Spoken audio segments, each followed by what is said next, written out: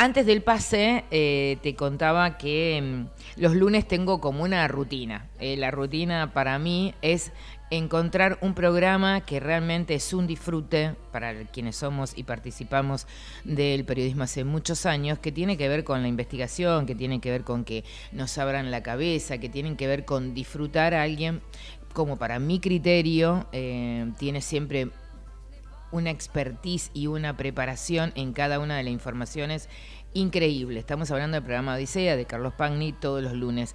Bueno, y también nos encontramos ahí con una historiadora que me encanta, y que tuvo la amabilidad de atendernos en el día de hoy, el lunes pasado, este lunes antes de ayer, habló sobre la historia de la violencia de género, y de eso vamos a hablar con Camila Perochena. Hola Camila, ¿cómo estás? Sara Di Tomaso te saluda en Tercer Tiempo.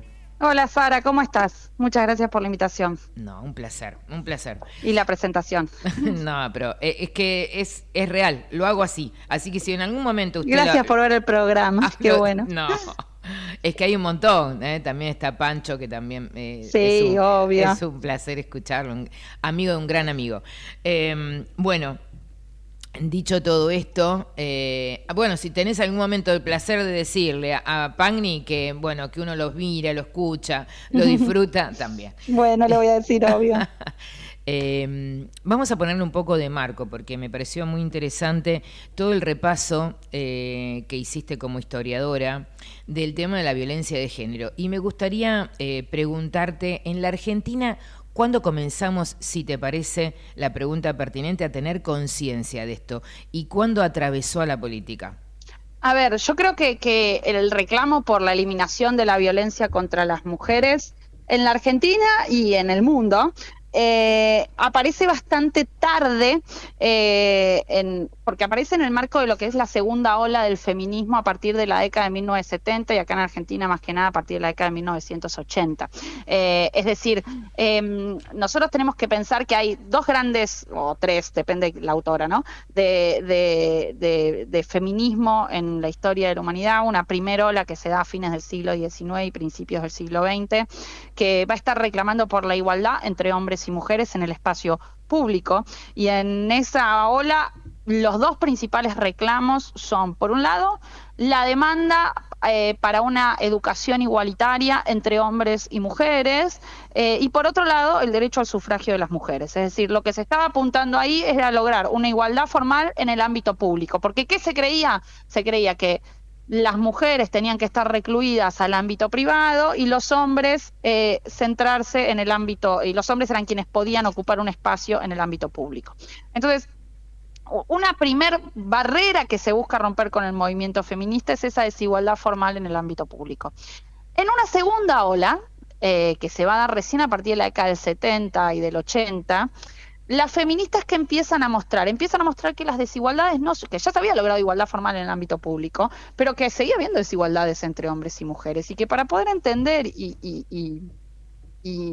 y resolver, por decirlo de una manera, esas desigualdades, había que mirar lo que sucedía en el ámbito doméstico. Hasta ese momento la cuestión de la violencia era pensada como una cuestión del ámbito privado, del ámbito doméstico, y se creía que el hombre era quien podía dominar en ese ámbito privado. Entonces, cuando el feminismo de la segunda ola empieza a decir que hay que deconstruir esas fronteras tajantes entre ámbito privado y ámbito público, y hay que empezar a pensar ciertos problemas como, por ejemplo, las tareas de cuidado o la violencia como un problema social, es cuando empieza a tener mayor visibilidad la cuestión de la violencia, ¿no? Entonces, es recién ahí cuando empiezan a aparecer leyes y organismos internacionales que van a apuntar y a tratar de resolver la cuestión de la violencia. Digo, por ejemplo, la ONU recién en 1993 va a tener una declaración en pos de la eliminación de la violencia de género. Acá esa declaración, acá a nivel regional vamos a tener una en 1994 en Belém do Pará, para prevenir y erradicar la violencia contra las mujeres. Contanos un poquito cuánto Sí. impactó y qué es, y de qué estamos hablando en el caso emblemático, que obviamente para la legislación y para la justicia hasta inclusive sentó jurisprudencia, pero contanos un poco qué es. Bueno, a ver, esas declaraciones son importantes porque ¿qué empiezan a decir? Empiezan a decir que la cuestión de la violencia de género es una cuestión que el Estado tiene que tener en cuenta, que tiene que intentar resolver, bien, que el Estado tiene que buscar mecanismos institucionales para prevenir y evitar y eventualmente erradicar la violencia contra las mujeres en el ámbito doméstico. Entonces, eso es muy importante. Acá en Argentina eso se va a convertir en ley a partir de 1996. Bueno, y eso lo que te permite es tener políticas de Estado, políticas públicas, donde ya este proceso se está pensando como una problemática social en la cual el Estado puede meterse. Pensemos que, a ver, digo, este tema de la violencia es un tema que tenía siglos y siglos. Pongo un ejemplo, digo, para que veamos lo estructural de la cuestión de la violencia. En el derecho romano, en la época antigua, en el derecho consuetudinario durante la Edad Media, en gran parte del derecho durante la Edad Moderna, se creía que el hombre tenía legalmente el derecho de entre comillas, disciplinar y aplicar castigos físicos a las mujeres, a sus esposas, como una forma de control o disciplinamiento frente a la, entre comillas, desobediencia o posible desobediencia de las mujeres, ¿no? Entonces, esto fue algo que durante siglos y siglos estuvo no solo naturalizado, estuvo permitido legalmente. Recién en el siglo XIX empiezan a desaparecer de los códigos legales la mención explícita al derecho de los hombres de aplicar castigos físicos, pero eso no significa que porque desapareciera de los códigos legales el problema desaparecía de los hogares, ¿no? El problema, la construcción social. Exacto. Camila, y concretamente, ¿hubo algún hito acá en la Argentina que impulsó que comience a trabajarse el concepto de violencia de género? Bueno, yo diría dos. Bueno, por un lado en 1996, cuando se convierte en ley lo que se va a establecer en esa convención regional que es la de Belén do Pará en el 94, pero ni hablar que el momento más importante es el movimiento Ni Una Menos en el 2015. Digo, ese es un momento clave de visibilización de los problemas de violencia no solo doméstica, de violencia de género en general, que ponen en un lugar central de la agenda la cuestión de la violencia contra las mujeres y que además generan un efecto en todo el espacio latinoamericano.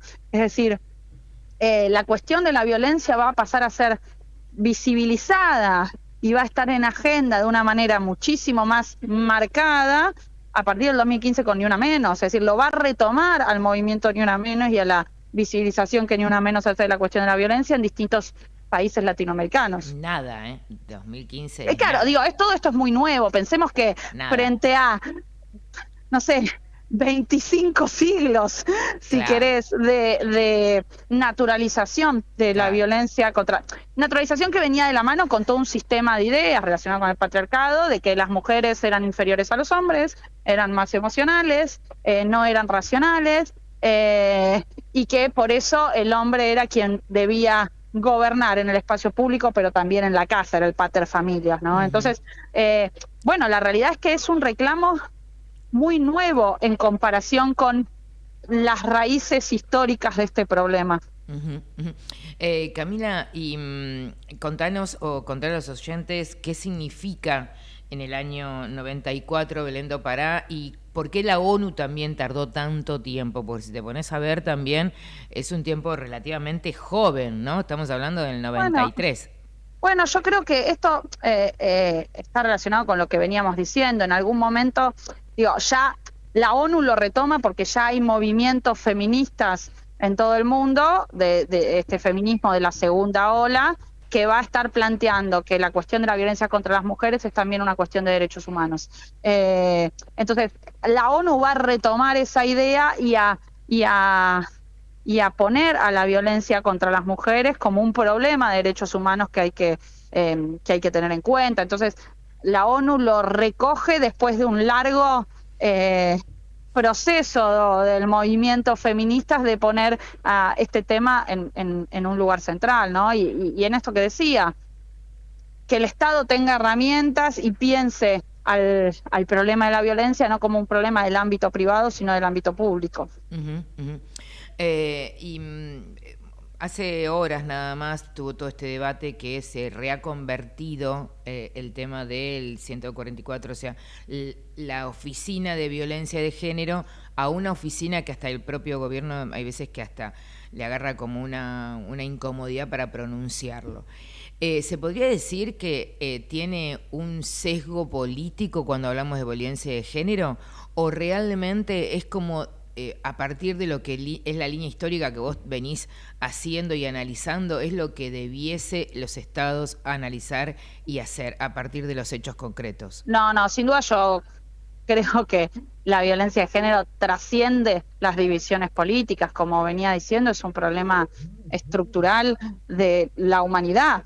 El problema, me parece, es que en el caso particular de Argentina y de lo que vos estás nombrando, las políticas de género fueron en gran parte apropiadas y partidizadas por el último gobierno, y eso contribuyó a que hoy un gobierno de signo opositor no las piense como políticas de Estado, sino que las ponga en el medio de las batallas políticas y las asocie directamente con una ideología política, ¿bien? Entonces yo creo que bueno, eso es parte de la batalla política actual, creo que eso es un problema y es un error de diagnóstico, y creo que eso también está relacionado con la manera en que de alguna manera se apropiaron ciertas consignas y ciertos temas, o se partidizaron ciertas consignas y ciertos temas durante el kirchnerismo, ¿no? Claro, o sea, es a respuesta de la tensión que se generó de apropiarse